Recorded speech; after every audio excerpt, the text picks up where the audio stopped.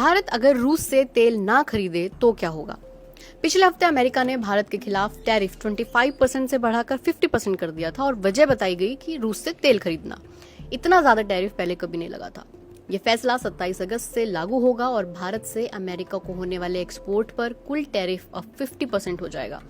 भारत सरकार ने इस फैसले को अनुचित और गैर जरूरी बताया है। सरकार का कहना है कि रूस से तेल खरीदना एक मार्केट फैक्टर है और भारत के लिए जरूरी भी है।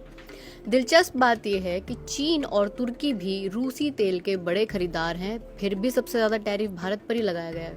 अमेरिका ने चीन पर 30%, तुर्की पर 15% टैरिफ लगाया है।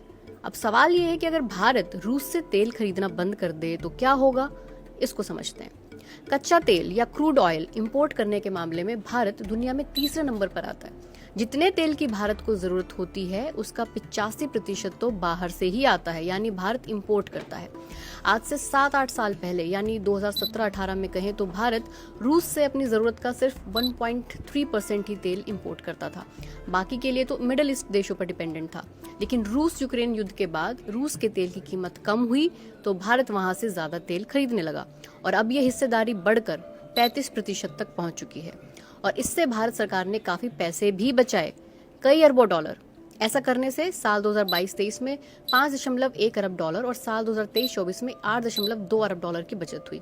इस बदलाव से भारत के क्रूड बास्केट की कीमत मार्च 2022 में 112.87 डॉलर प्रति बैरल थी, लेकिन मई 2025 में घटकर 64 डॉलर प्रति बैरल रह गई। मतलब कच्चे तेल की कीमत भारत के लिए कम हो गई। लेकिन सवाल ये भी है कि क्या इसका फायदा आम जनता को मिला। पेट्रोल की कीमतों में 4 चीजें शामिल होती हैं। पेट्रोल डीलर्स को चार्ज किया गया बेस प्राइस, डीलर्स का कमीशन, एक्साइज ड्यूटी और वैट। अब जैसे दिल्ली में पेट्रोल की कीमत पिछले 17 महीनों से 94.7 रुपए प्रति लीटर पर टिकी हुई है। क्यों? क्योंकि बेस प्राइस तो घटा है लेकिन एक्साइज ड्यूटी और वैट बढ़ा दिए गए। इसी साल जनवरी में एक्साइज ड्यूटी थी 19.90 रुपए, जुलाई तक ये बढ़कर 21.90 रुपए हो गई। यानी सरकार ने टैक्स बढ़ाकर सस्ते तेल का फायदा खुद ले लिया।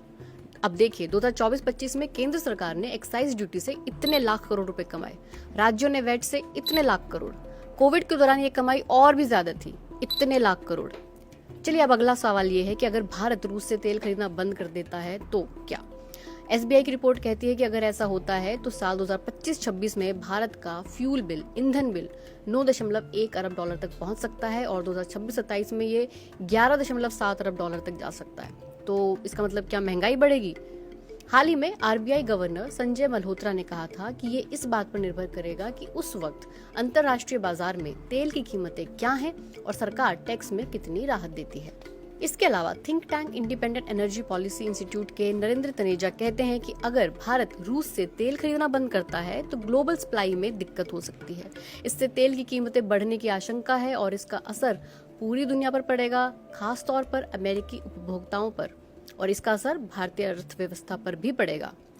तो आखिर में सवाल यही है कि क्या अमेरिका का दबाव भारत की रणनीति बदल देगा या भारत अपने हितों की रक्षा करते हुए रूस से तेल खरीदना जारी रखेगा।